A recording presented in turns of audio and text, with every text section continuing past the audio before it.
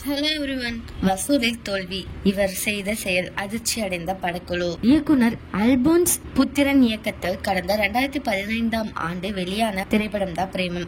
இந்த படத்தின் மூலம் ரசிகர்கள் மத்தியில் பிரபலமானாங்க சாய் பல்லவி. இவர் தமிழில் தியா படத்தின் மூலம் அறிமுகமானாங்க. தொடர்ந்து தனுஷின் மாரி 2, சூர்யாவின் NGK போன்ற திரைப்படங்கள்ல நடிச்சாங்க. நடிகை சாய் பல்லவியின் ஹோம்லி லுக் மற்றும் யதார்த்தமான நடிப்புக்கு மிகப்பெரிய ரசிகர்கள் கூட்டமே இருக்கு. இவர் நடிப்பில் சமீபத்தில் அமரன் திரைப்படம் வெளிவந்து நல்ல வரவேற்பையும் பெற்று தந்தது. தற்பொழுது ஹிந்தியில் ராமாயணம் படத்தில் சீதையாக நடிச்சு வராங்க.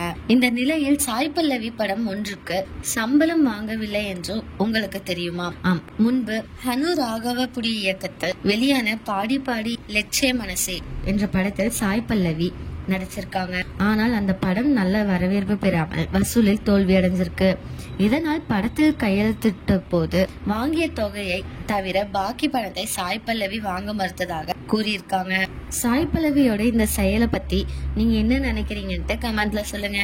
இதே மாதிரி லேட்டஸ்ட் சினிமா நியூஸ் அப்டேட்க்கு இந்த சேனலை சப்ஸ்கிரைப் பண்ணிக்கோங்க.